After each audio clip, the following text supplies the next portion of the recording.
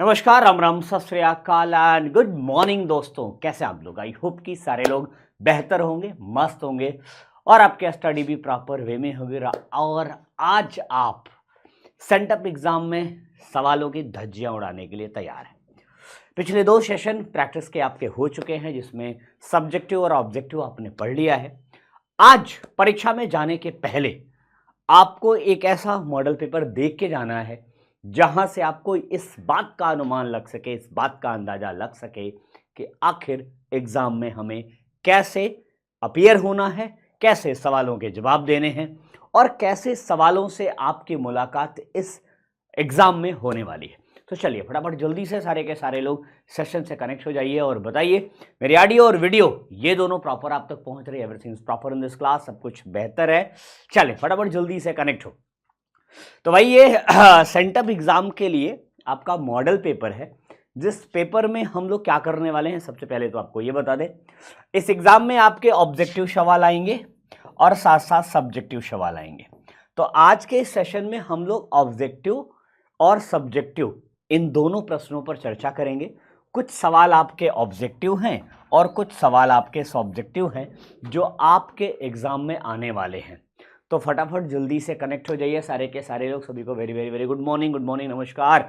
चले फटाफट एग्जाम में जाने के पहले आप सब इस सेशन को देखकर जरूर जाएं, क्योंकि मुझे पूरा पूरा भरोसा है कि इस मॉडल पेपर से आपको बेहतरीन सवाल आपके एग्जाम में मिलने वाले हैं। तो फटाफट जल्दी से इकट्ठा हो जाए। लेट्स स्टार्ट, शुरुआत करते हैं। जी हाँ, सबसे पहले ऑब्जेक्टिव से हम शुरुआत करेंगे। पहला ही क्वेश्चन बहुत जोरदार है कि हरिहर और बुक्का ने कब विजयनगर साम्राज्य की स्थापना की। हरिहर और बुक्का वारंगल के 2 वो योद्धा थे जिन्हें दुर्भाग्य से दिल्ली सल्तनत की सेवा में गिरफ्तार करके ले जाया गया और ये 1324 से लेकर के 1336 तक ये मोहम्मद बिन तुगलक MBT दिल्ली सल्तनत की सेवा में मोहम्मद बिन तुगलक की सेवा में रहे। 1336 में जब मोहम्मद बिन तुगलक ने इन्हें दक्षिण भारत विजय का दायित्व सौंपा, दक्षिण भारत अभियान की जिम्मेदारी सौंपी, तब ये वापस आकर के पुनः अपना शुद्धिकरण कराते हैं और शुद्धिकरण कराने के बाद वापस ये हिंदू धर्म को अपनाते हैं और विजयनगर तुंगभद्रा नदी के किनारे एक साम्राज्य की नींव डालते हैं जिसे आप विजयनगर के नाम से जानते हैं। और यह विजयनगर स्थापित हुआ 1336 में। तो मैक्सिमम लोगों के आंसर सही हैं, सबको बधाई हो। चलिए चलिए अगले सवाल की तरफ चलते हैं। विजयनगर के ध्वंस के पश्चात इसकी पहचान की गई। विजयनगर साम्राज्य का जब पतन हुआ तो विजयनगर को पहचाना किस नाम से गया? इसे हम्पी नाम से जाना जाता है, इसे वारिंगल नाम से जाना जाता है, इसे तालीकोटा नाम से जाना जाता है या बनिहट्टी नाम से जाना जाता है। इस विजयनगर साम्राज्य का पतन इसी तालीकोटा युद्ध से शुरू हुआ जो है 1565 में हुआ। ठीक, वारंगल की लड़ाई के बाद हरिहर और बुक्का गिरफ्त हुए थे। इस साम्राज्य की राजधानी, विजयनगर साम्राज्य की राजधानी हम्पी थी। हम्पी एक ऐतिहासिक नगर था, एक ऐतिहासिक नगर है। जी हाँ, एक ऐतिहासिक नगर था और विजयनगर साम्राज्य की राजधानी के रूप में भी प्रतिस्थापित था। तो हम्पी नाम से इसकी पहचान की गई। हम्पी अपने स्थापत्य कला, अपने मंदिर निर्माण कला और विजयनगर साम्राज्य की राजधानी के रूप में ऐतिहासिक पहचान रखता है। अगले क्वेश्चन पे बढ़ेंगे। अमुक्त माल्यदा किसने लिखी है? हरिहर प्रथम, बुक्का प्रथम, देवराय प्रथम या कृष्णदेवराय? जी हां, इस विजयनगर साम्राज्य में देखें तो 4 राजवंशों ने शासन किया। 1 2 3 4। सबसे पहले संगम राजवंश, संगम के बाद सालू राजवंश, सालू के बाद तुलु राजवंश और तुलु के बाद अरिवीडू राजवंश। अरिवीडू राजवंश, ठीक, अरिवीडू राजवंश। और इसमें तुलु राजवंश का एक शासक है जिसे आप कृष्णदेवराय के नाम से जानते हैं। यह विजयनगर का सबसे प्रतापी शासक माना जाता है। इसके बारे में बाबर ने अपनी किताब बाबरनामा में भी इसकी चर्चा की गई है। तो कृष्णदेव राय वो शासक है जो एक साहित्यकार भी था, ठीक। उसने अमुक्त माल्यदा नाम की पुस्तक लिखी तमिल भाषा में, ठीक। तो आगे चलते हैं तेलुगु भाषा में। गोपुरम से आप क्या समझते हैं? गोपुरम विजयनगर साम्राज्य में जो मंदिर बनाए जाते थे, विजयनगर साम्राज्य में जो मंदिर बनाए गए, इन मंदिरों के कई हिस्से होते थे, ठीक। और उन हिस्सों में से एक हिस्सा है गोपुरम। गोपुरम के बाद सभा कक्ष और गर्भगृह भी आपको जानना चाहिए। गर्भगृह वह स्थल होता था जहां पर भगवान की मूर्ति रखी जाती थी, जहां भगवान को स्थापित किया जाता था। और गोपुरम वह स्थल होता था जहां से जनता, लोग, पब्लिक भगवान के दर्शन हेतु प्रवेश करते थे। तो मंदिर का प्रवेश द्वार होता था और यह मंदिर का प्रवेश द्वार बहुत बृहद होता था, बहुत बृहद और विशालकाय होता था, बहुत बृहद और विशालकाय होता था। जी हाँ, हम गोपुरम की बात करें तो गोपुरम किसी मंदिर का प्रवेश द्वार माना जाता है, ठीक है। ना गाय का प्रकार है, ना भू राजस्व प्रकार है, ना नृत्य की कोई शैली है। आगे बढ़िए। निम्न में से किसने विजयनगर की यात्रा की? वर्नियर, ट्रेवेलियन, निकोल कोंटी या इब्न बतूता? बताएं, फटाक से इसका आंसर बताएं कि निम्न में से किसने विजयनगर की यात्रा की थी? जल्दी से आंसर बताएं।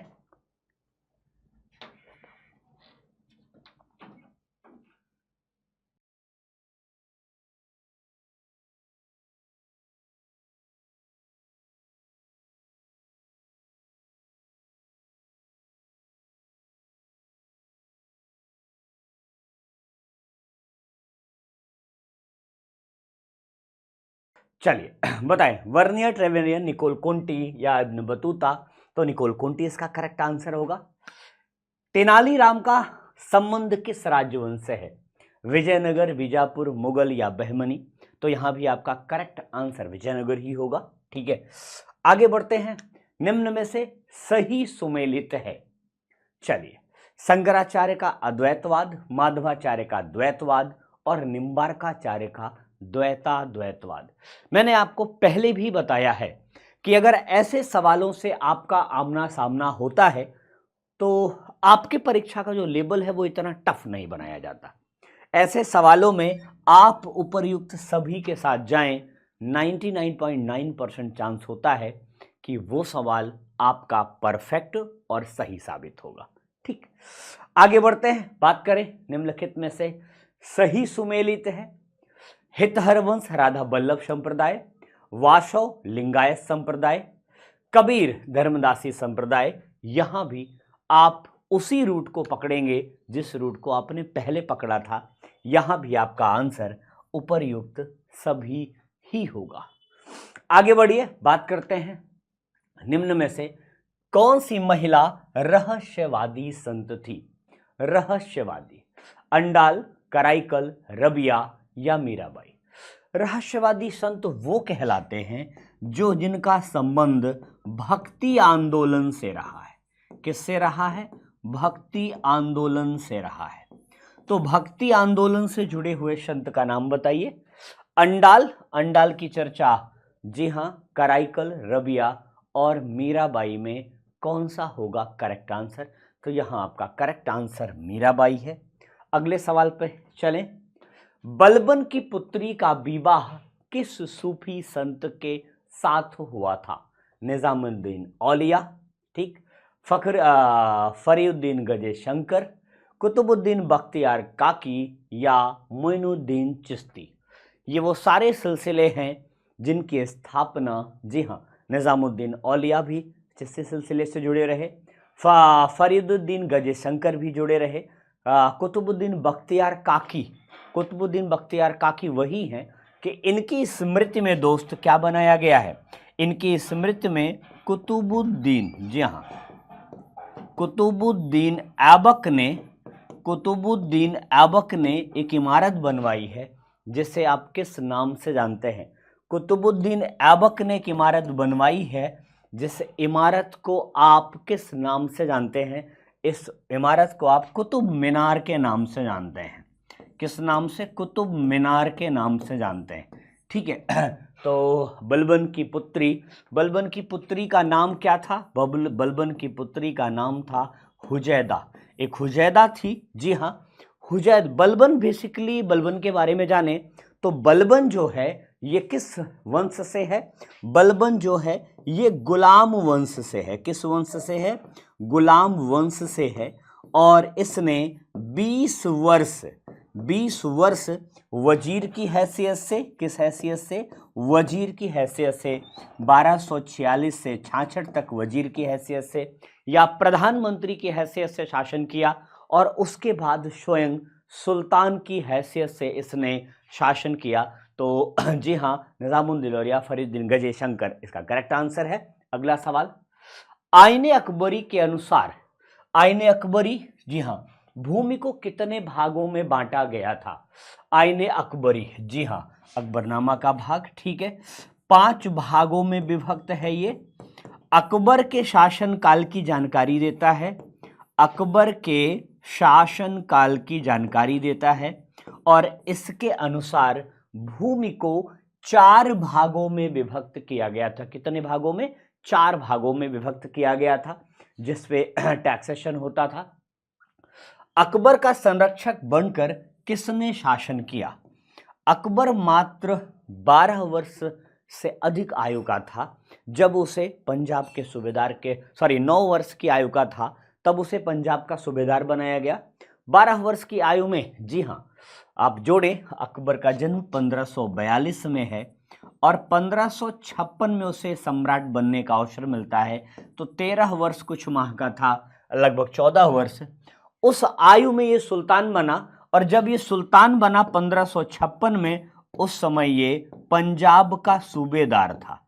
पंजाब का सूबेदार था और पंजाब के सूबेदार की हैसियत से काम करते हुए जब इसे पता चला 1556 में कि इसके पिता हुमायूं की मृत्यु हो गई है, तब इसके संरक्षक हुआ करते थे बैरम खां। तो बैरम खां के संरक्षण में अकबर 1556 से लेके 1560 तक रहा। ये बैरम खां का संरक्षण है।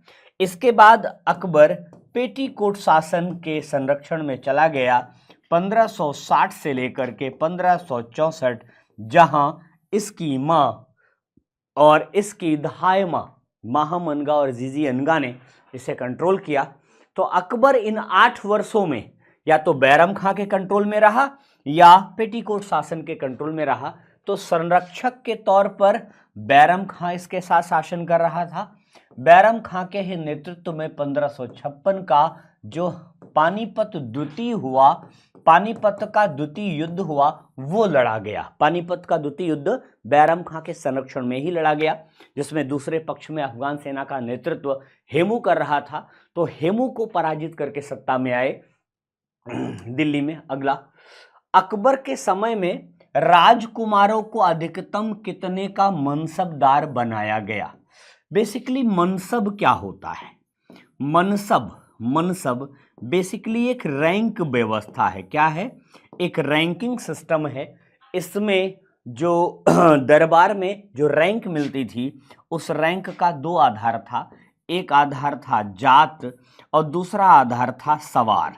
जात का मतलब होता है कि उसकी व्यक्तिगत हैसियत, उसकी हैसियत क्या है व्यक्तिगत तौर पर, और सवार का मतलब होता है कि वह व्यक्ति जो है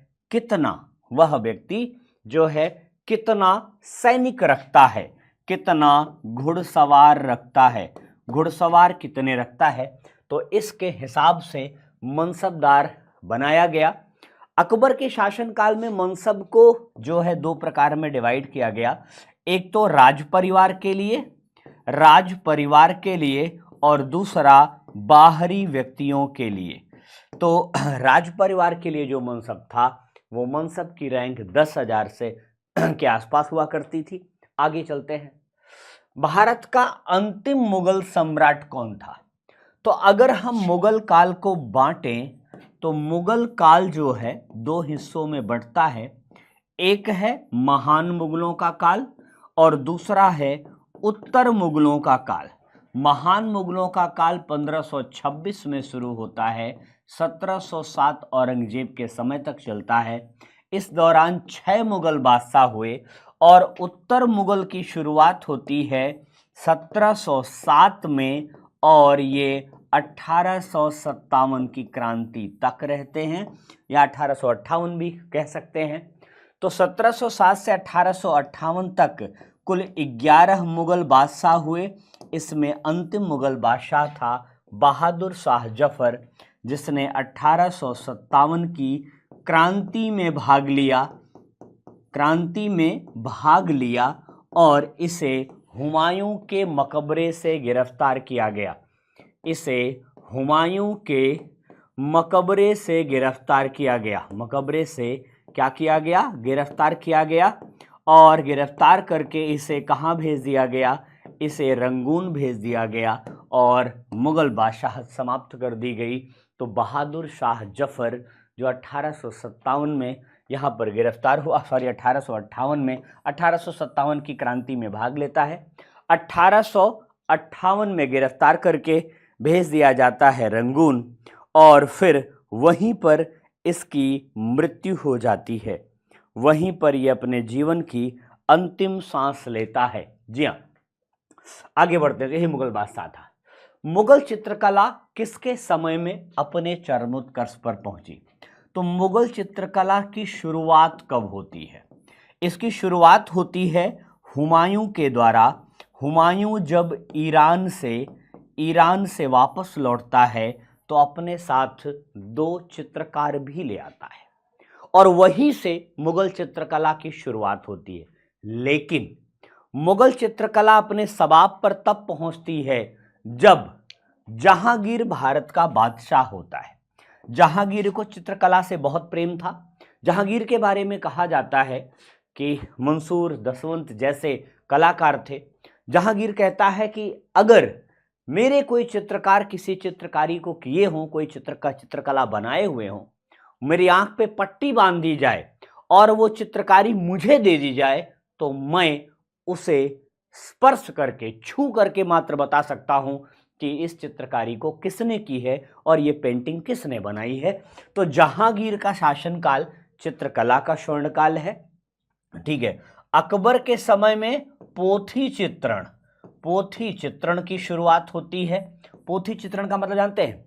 किसी किताब में लिखी हुई कहानी को चित्रकला के माध्यम से व्यक्त करना, ये पोथी चित्रण कहलाता है। जी हाँ, किसी चित्रकार के माध्यम से बनाई गई चित्रकला को, किसी किताब की कहानी को चित्रकार के माध्यम से, चित्रकला के माध्यम से प्रस्तुत करना। ठीक है। और जो शाहजहां का शासनकाल है, शाहजहां का शासनकाल जो है वह स्थापत्य कला का स्वर्णकाल रहा। इसके समय में आगरा का ताजमहल, ठीक है, दिल्ली का लाल किला, ये सारी इमारतें बनवाई गई। तो ये स्थापत्य कला का स्वर्णकाल। जहांगीर का समय चित्रकला का स्वर्णकाल। चित्रकला की शुरुआत मुगल काल में हुमायूं के समय हुई। अकबर के समय में पोथी चित्रण की नींव पड़ी, पोथी चित्रण की शुरुआत होती है। आगे बढ़ते हैं अगले। तुजुके जहांगीरी की रचना किसने की थी? तुजुके जहांगीरी, जी हाँ, तो यहां पर नूरजहां आएंगी नहीं। ठीक है। गुलबदन बेगम ने किसकी रचना की थी? गुलबदन बेगम ने हुमायूं नामा की रचना की थी और हुमायूं नामा की रचना अकबर के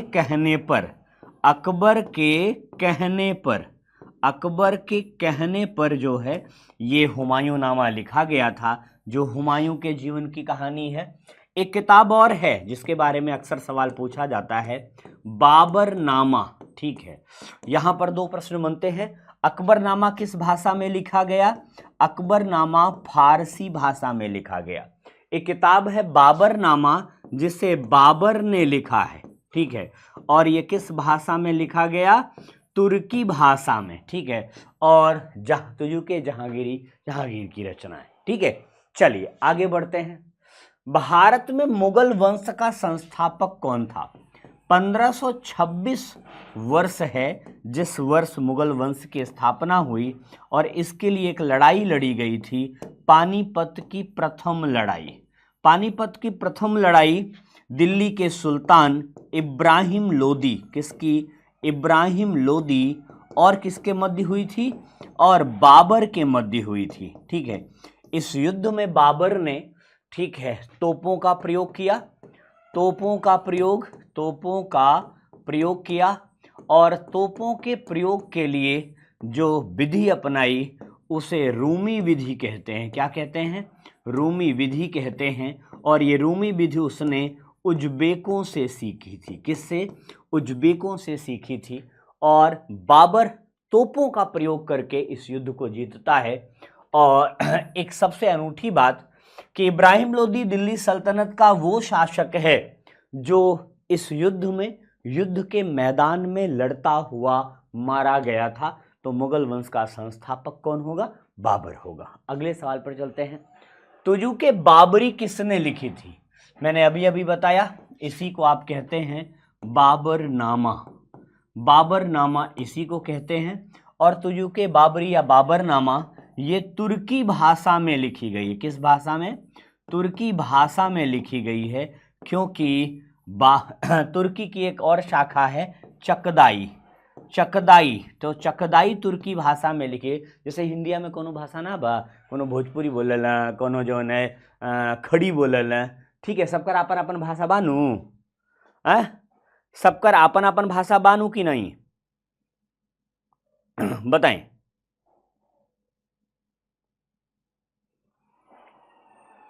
जल्दी से बताएं कि सबकर अपन अपन भाषा बानू। तो यहाँ पर बाबर जो है वो करेक्ट आंसर होगा। बाबर जो है करेक्ट आंसर होगा। चलिए यहाँ पर अगला सवाल है, गोपुरम का संबंध है। अभी अभी इस पर चर्चा हुई है, गोपुरम का संबंध किससे है? आई होप ये सवाल बहुत महत्वपूर्ण है, दो तरीके से आया है।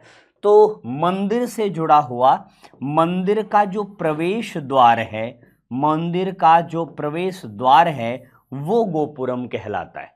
तो आपको यहाँ पर दक्षिण भारतीय मंदिरों के बारे में जानना होगा। दक्षिण भारतीय मंदिर बेसिकली द्रविड़ शैली में बनते थे। किस शैली में? द्रविड़ शैली में बनते थे। और द्रविड़ शैली की खासियत होती थी कि इसका जो शिखर होता है वह सीढ़ी नुमा, जी हाँ, सीढ़ी नुमा होता है, ठीक। सीढ़ी नुमा इन द सेंस पिरामिड नुमा। शिखर कैसा होगा? शिखर होगा पिरामिड की तरह। किसकी तरह होगा? पिरामिड की तरह होगा। किसकी तरह होगा? पिरामिड की तरह होगा। ओके, आगे बढ़िए। हड़प्पा सभ्यता का प्रशासन। हड़प्पा सभ्यता ये भारत की प्राचीनतम सभ्यता है। भारत की प्राचीनतम नगरीय सभ्यता, प्राचीनतम नगरीय सभ्यता। भाई आज जो है ना कमेंट वमेंट नहीं देखेंगे, आज सीधा सवालों पर अटैक करें, क्योंकि समय आपके पास है कम और प्रोडक्शन करना है ज़्यादा। तो जब समय कम हो और कार्य ज़्यादा हो तो बातों में ज़्यादा समय नहीं गंवाया जाता, मैक्सिमम समय कंटेंट पर रहा जाता है। तो भारत की प्राचीनतम नगरीय सभ्यता ये कांस्य युगीन सभ्यता है। कौन सी है? कांस्य युगीन सभ्यता, क्योंकि इस समय कांसे का औजार प्रॉपर मात्रा में मिला। कांसा का औजार, कांसा की मूर्ति, ये सब प्रॉपर मात्रा में मिली, ठीक। अब इसके शासन और प्रशासन की बात करें तो सामान्यतः माना जाता है कि ये किसके द्वारा शासित थी? तो यह शासित थी व्यापारियों के द्वारा। व्यापारियों के द्वारा, मतलब व्यापारी वर्ग इसमें शासन चलाता था, ऐसा माना जाता है, ठीक। और यहाँ पर प्रशासन जो है वो नगर पालिका जैसा था। कैसा था? नगर पालिका जैसा। पहली बार हड़प्पा को किस वर्ष उत्खनित किया गया? हड़प्पा को खोदा किस साल गया? उत्खनन मतलब खुदाई, तो खुदाई करता थे दयाराम शाहनी, राय बहादुर दयाराम शाहनी साहब। और नेतृत्व किसका था? नेतृत्व था डॉक्टर सर जान मार्शल का निर्देशन था। और खुदाई हुई है दोस्त 1921 में। हड़प्पा ये पहला स्थल है, हड़प्पा पहला स्थल है जो रावी नदी के किनारे खोजा गया है, और सिंधु घाटी सभ्यता का पहला स्थल हड़प्पा है, इसीलिए इसका नाम हड़प्पा सभ्यता है। ओके, चलिए आगे बढ़ते हैं। सिंधु सभ्यता में गोदीवाड़ा कहां से मिला? इंडस वैली सिविलाइजेशन में कुल 1401 स्थल प्राप्त हुए, 1401 स्थल प्राप्त हुए। इनमें से 6 जो है महानगर थे, बड़े नगर, ठीक है। इनमें 2 हड़प्पा और मोहनजोदड़ो इसे माना जाता है कि ये जुड़वा राजधानियां हैं। क्या हैं? ये जुड़वा राजधानी हैं इस हड़प्पा सभ्यता की, ठीक है। और इसमें गोदीवाड़ा नहीं, गोदीवाड़ा मतलब बंदरगाह बेसिकली किसके लिए जाना गया? व्यापार के लिए, व्यापार, ठीक है। व्यापार 2 तरीके का, एक राष्ट्रीय व्यापार और दूसरा अंतरराष्ट्रीय व्यापार। तो राष्ट्रीय और अंतरराष्ट्रीय व्यापार ये लोथल से होता था। लोथल है गुजरात राज्य में, भोगवा नदी के किनारे। भोगवा नदी जो किससे कनेक्टेड है? लोथल अरब सागर, किससे? अरब सागर से कनेक्ट है। किससे कनेक्ट है? अरब सागर से कनेक्ट है। किससे कनेक्ट है? अरब सागर से, ठीक है। तो अरब सागर से कनेक्ट होने के कारण ये यहां पर अंतरराष्ट्रीय व्यापार के प्रॉपरली फलने फूलने की व्यवस्था हुई। सिंधु सभ्यता में नृत्य करती हुई लड़की की मूर्ति कहां से पाई गई? ठीक है, नृत्य करती हुई लड़की किस धातु की बनी है? तो धातु यहाँ एक ही है, कांसा, ठीक है, कांसे की बनी है। कांसा 2 वस्तुओं से बनता था, तांबा और टिन। तांबा पाया जाता था राजस्थान के खेतड़ी से तांबा प्राप्त किया जाता था। टिन प्राप्त किया जाता था अफगानिस्तान से। किससे? अफगानिस्तान से। माना जाता है कि अफगानिस्तान से टिन प्राप्त किया जाता था। और ये जो है मूर्ति मिली मोहनजोदड़ो से, ठीक है। आगे बढ़िए। मोहनजोदड़ो किस नदी के किनारे स्थित है? मोहनजोदड़ो की खोज सबसे पहले जान ले। इसकी खोज 1922 ईस्वी में राखाल दास बनर्जी ने की, ठीक। राखाल दास बनर्जी ने। यहाँ की सबसे प्रसिद्ध इमारत कौन सी है? यहाँ की सबसे प्रसिद्ध इमारत है स्नानागार। स्नानागार के बारे में कहा जाता है कि यह दुनिया का आश्चर्य है। मार्शल महोदय ने इसके बारे में कहा है कि यह दुनिया का आश्चर्य है। और इसकी लंबाई चौड़ाई 14.5 फीट लंबाई, 7 मीटर चौड़ाई और 2.44 मीटर गहराई है, ठीक। मोहनजोदड़ो के पहले आंसर दे लें। सिंधु नदी। स्नानागार के बारे में और थोड़ी सी डिटेल कर दें। इसकी फर्श जो है वो पक्की ईंटों की बनी थी। इसके उत्तर और दक्षिण दिशा में सीढ़ियां थी जिससे इस स्नानागार में उतरते थे। और इसमें स्नान जो है सार्वजनिक होता था और विशेष पर्व पर होता था। कब होता था? विशेष पर्व। ऐसा नहीं रोजे गमछा ले पहुंच गया नहाए हैं, ऐसा नहीं पोखरवा में नहाला, ऐसा नहीं खे कि गमछा रखे कंधे पे और पहुंच गए कि आज चला नहाई आई है। ये वाला सिस्टम नहीं है, ये वाला सिस्टम नहीं था। यहाँ पर था कि कोई विशेष सार्वजनिक से बिहार में होला ना छठ पूजा, तो छठ पूजा जैसा अवसर पे नहाल जाला, ठीक। ऐसा नहीं है कि रोजे नहीं खे नहाई, ठीक।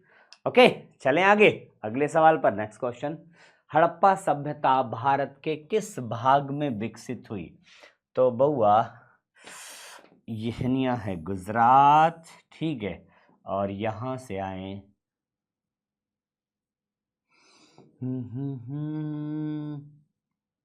ऐसा ही है ना, ये भारत का नक्शा, थोड़ा सा यहाँ दब गए हम, ज़्यादा जाना चाहिए, ठीक।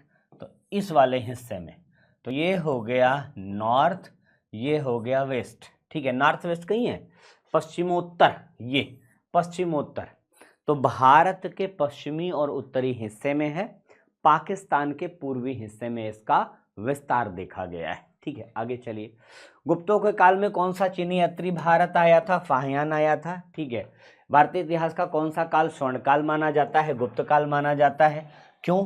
क्योंकि स्थापत्य की दृष्टि से, मंदिर निर्माण वगैरह, भवन निर्माण वगैरह, व्यापार की दृष्टि से, स्वर्ण मुद्राओं की दृष्टि से और साहित्य की दृष्टि से, हर दृष्टि से गुप्त काल जो है अपने आसपास के एरा से टॉप पर रहा है, ठीक है। अशोक किस वंश का शासक था? तो अशोक मौर्य वंश का तीसरा शासक था, ठीक है। चंद्रगुप्त का पौत्र था, और बिंदुसार का बेटा, बिंदुसार का पुत्र था, ठीक है। बिंदुसार का पुत्र, चंद्रगुप्त का पौत्र था, ये अशोक की खासियत है।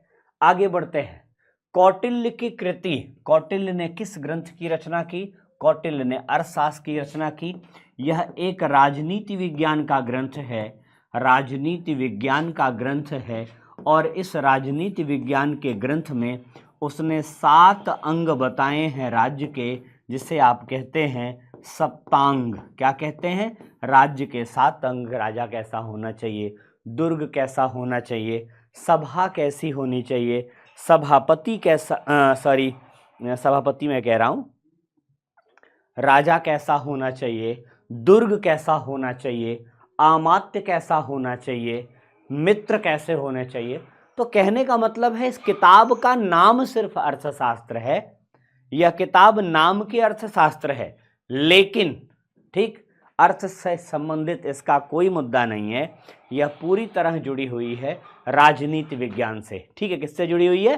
राजनीति विज्ञान से जुड़ी हुई है। अगला क्वेश्चन, चलिए, तो ये तो थे इस आपके ऑब्जेक्टिव सवाल, लेकिन इसी पैटर्न पर दोस्तों आपके सब्जेक्टिव सवाल भी मिलेंगे, ठीक।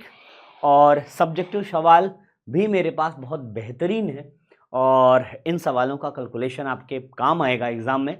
संभावना है कि कुछ सवाल हूबहू आपको मिल जाए, ठीक है। तो चलिए शुरुआत करते हैं। सबसे पहले, मोहनजोदड़ो के सार्वजनिक स्नानागार के विषय में लिखिए, अथवा मोहनजोदड़ो के विशाल स्नानागार से आप क्या समझते हैं? इसका आंसर लिखते समय याद रखिएगा, इसका आंसर 2 प्रकार से बन सकता है, एक तो 2 नंबर का, दूसरा 5 नंबर का। 2 नंबर का आंसर लिखते समय याद रखिएगा कि लगभग 40 से 50 शब्द, 40 से 50 शब्द प्रयोग करें आप। कितना? 40 से 50 शब्द, मतलब 4 से 5 लाइन मैक्सिमम, नहीं तो आपका टाइम मैनेजमेंट खराब होगा, और टाइम मैनेजमेंट जब खराब होगा तो आप कुछ भी नहीं कर पाएंगे, क्योंकि समय बड़ा बहुमूल्य है, और समय की महत्ता जब तक आप नहीं समझेंगे तब तक जो है एग्जाम में जो है अच्छा प्रदर्शन नहीं कर पाएंगे। इसलिए समय की महत्ता को समझना पड़ेगा। तो आप में से कौन है जो इस सवाल को 4 से 5 लाइन में बखूबी लिख सकते हैं अच्छे ढंग से? चलिए बताइए।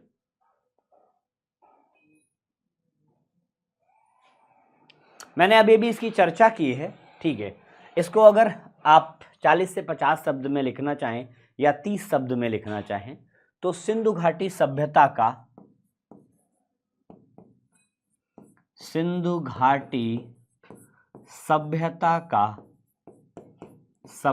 का आश्चर्यजनक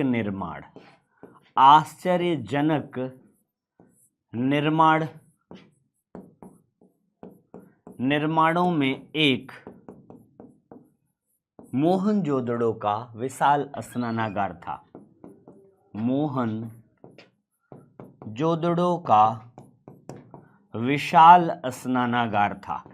विशाल स्नानागार था, ठीक है, स्नानागार था, ठीक है, जहां सार्वजनिक स्नान, कम शब्दों में लिखना है, जहां सार्वजनिक स्नान विशेष पर्व पर होते थे, विशेष पर्व पर किए जाते थे, पर्व पर किए जाते थे, ठीक। इसकी लंबाई चौड़ाई लिख दें, 14.5 मीटर लंबा, 7 मीटर चौड़ा और 2.44 मीटर गहरा था। इस इमारत को मार्शल महोदय ने विश्व का आश्चर्य बताया है, विश्व का समकालीन आश्चर्य। ये आपकी और हमारी भाषा है, इससे हमारी और आपकी भाषा, इस भाषा में आप लिख सकते हैं। लेकिन इसी को अगर 5 नंबर में और सजा करके लिखना है तो इसे इस तरीके से लिखा जा सकता है। मोहनजोदड़ो में बना सार्वजनिक स्नानागार अपना विशेष महत्व रखता है। यह सिंधु घाटी के लोगों के कला का अद्वितीय नमूना है। ऐसा अनुमान है कि यह स्नानागार तालाब धार्मिक अवसरों पर आम जनता के लिए नहाने में प्रयोग में लाया जाता था। तालाब इतना मजबूत बना हुआ है कि इसकी दीवारें काफ़ी चौड़ी बनी हुई हैं, पक्की ईंटों और विशेष प्रकार के सीमेंट से बनी हुई हैं ताकि पानी अपने आप बाहर न निकल सके। तालाब मतलब स्नानागार में नीचे उतरने के लिए सीढ़ियां बनी हुई हैं। ये नॉर्थ और साउथ साइड में है, उत्तर और दक्षिण साइड में है। पानी निकलने के लिए नालियों का भी प्रबंध किया गया है इस स्नानागार में। ओके, चलिए आगे बढ़ते हैं। जैन धर्म में पंच महाव्रत क्या था? तो जैन धर्म के संस्थापक कौन है? जैन धर्म के संस्थापक ऋषभदेव हैं, ऋषभदेव, ठीक, ऋषभदेव। और इसके अंतिम और 24वें, अंतिम व 24वें तीर्थंकर हैं महावीर स्वामी। ये तो सबको पता होगा, महावीर स्वामी साहब, सॉरी महावीर स्वामी, ये इसके 24वें और अंतिम तीर्थंकर हैं। अब आपसे प्रश्न पूछा गया है, ठीक है, तो जैन धर्म में, ठीक, 2 तीर्थंकरों का बड़ा महत्व है। उन दोनों का नाम जानिए। एक 23वें तीर्थंकर हैं, 23वें तीर्थंकर पार्श्वनाथ। कौन है? पार्श्वनाथ। पार्श्वनाथ ने जैन धर्म के 4 सिद्धांत बताए। महावीर स्वामी ने उसमें एक और ऐड कर दिया, तो कितने हो गए? 5। पंच महाव्रत कौन है? पहला है सत्य, दूसरा है अहिंसा, सत्य अहिंसा, ठीक, तीसरा है अस्तेय, अस्तेय, चौथा है अपरिग्रह, अपरिग्रह, ठीक है। ये चारों जो सिद्धांत हैं ये पार्श्वनाथ के द्वारा डेवलप किए गए हैं। इसमें 5वां जो जोड़ा है महावीर स्वामी ने, वो है ब्रह्मचर्य। ब्रह्मचर्य, ब्रह्मचर्य इसमें जोड़ा और नग्न अवस्था में रहने की बात कही। तो जैन धर्म के 5 महाव्रत यही हैं। डिटेल में पूछे, ये 2 नंबर के लिए पर्याप्त हो गया। डिटेल में सत्य, ठीक है, सदैव सत्य बोलना चाहिए, असत्य का पालन नहीं करना चाहिए। अहिंसा मतलब मनुष्य ही नहीं जीवों पर भी दया करनी चाहिए, कभी भी हिंसा नहीं करना चाहिए। अस्तेय का मतलब है चोरी ना करना, कभी भी चोरी मत करिए। अपरिग्रह मतलब अतिरिक्त संग्रह मत करिए, ज्यादा माल मुद्रा नहीं के जुटावे के, उतने रखा जितने से काम चल जाए, ठीक। और ब्रह्मचर्य, ब्रह्मचर्य का मतलब आपको पता ही होगा कि भाई आप अपना पौरुष जो है, अपनी शक्तियां जो हैं, अपनी इंद्रियों को जो है नियंत्रित रखें, ठीक। आगे बढ़ते हैं अगले सवाल पर।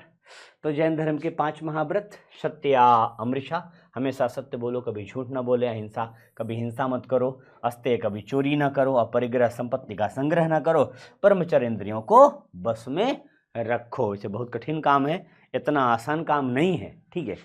चलिए आगे बढ़ते हैं। नैनार कौन थे?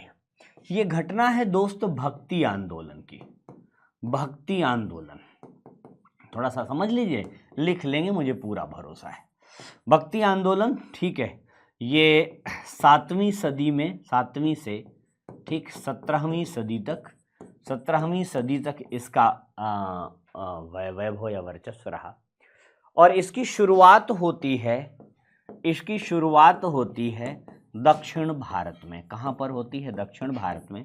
दक्षिण भारत में दो प्रकार की विचारधारा थी, एक थे शिव समर्थक और एक थे विष्णु समर्थक। शिव और विष्णु समर्थक, ठीक। शिव समर्थक जो है नयनार कहलाते थे, शिव भक्त, और विष्णु समर्थक अलवार कहलाते थे, ठीक। दक्षिण भारत में बेसिकली भक्ति की बात करें तो भक्ति आंदोलन दो प्रकार की रही है, एक है सगुण भक्ति और दूसरी है निर्गुण भक्ति, सगुण और निर्गुण। तो यहाँ सगुण भक्ति की बात हो रही है और शिव भक्त की बात हो रही है जो नयनार संत थे। तो दक्षिण भारत में जो आंदोलन का ये संप्रदाय रहा है, ये रहा है शिव को आराध्य देव मानकर, ठीक है। इनके संतों की संख्या क्या थी? इनको संतों की संख्या थी 63, ठीक। इसी को अगर इतना कंटेंट आप लिख देते हैं 2 नंबर में पर्याप्त है। डिटेल लिखना चाहते हैं तो दक्षिण भारत में भक्ति आंदोलन का दूसरा संप्रदाय जो शैव मत को मानते थे, नयनार कहलाते थे, शिव को अपना आराध्य देव माना, उनकी भक्ति पर बल देते हुए और जन भाषा में भजनों का प्रचार प्रसार किया। इसमें विभिन्न वर्गों और जातियों के लोग समझे थे। इसमें स्त्री संतों का भी उल्लेख मिलता है लगभग, जी हाँ, 63 नयनार संतों का उल्लेख जो है साहित्य में मिलता है। ये है नयनार संत। आइए बात करते हैं जजिया क्या है। जजिया, जी हाँ, जजिया एक प्रकार का क्या है? कर है। किस प्रकार का कर है? धार्मिक कर है। किससे लिया जाता था? गैर मुस्लिम से, गैर मुस्लिम समुदाय। भारत में सबसे पहले कौन लाया? 712 ईस्वी में, ठीक। भारत में इसे इंट्रोड्यूस किया मोहम्मद बिन कासिम। इस जजिया से मुक्ति दिलाने वाला मुगल बादशाह, मुक्त किया किस मुगल बादशाह ने? मुक्त मुगल कौन था? मुक्त मुगल था अकबर, ठीक। इसे पुनः लागू किया किस मुगल में? पुनः लागू किस मुगल ने किया? तो औरंगजेब, ठीक है। ये प्रश्न आपके बनते रहे हैं और बनते रहेंगे। तो जजिया का आंसर 1 नंबर का है। आप 1 नंबर में आराम से दे सकते हैं कि जजिया गैर इस्लामिक लोगों पर मुगल काल में लगाया जाने वाला धार्मिक कर था, जिसे 1564 में, कब? 1564 में अकबर ने इस जजिया से मुक्त कर दिया, ठीक है दोस्तों। तो इस प्रकार के प्रश्नों का सामना आपकी परीक्षा में होने वाला है। अपनी ऊर्जा बनाए रखिए, अपना दम बनाए रखिए, और मैंने कहा ना कि डर के आगे जीत है। जो प्रश्न आए उनकी धज्जियां उड़ा के आइएगा। मुझे पूरा भरोसा है कि आप सब वो करके आएंगे जो मैंने आपको सिखाया है। तो आज का सेशन दोस्तों यहीं पर समाप्त करते हैं, लेकिन जाने से पहले एक बार आप सभी को जो है ऑल दी बेस्ट कहूँगा कि जाओ गर्दा उड़ा दो।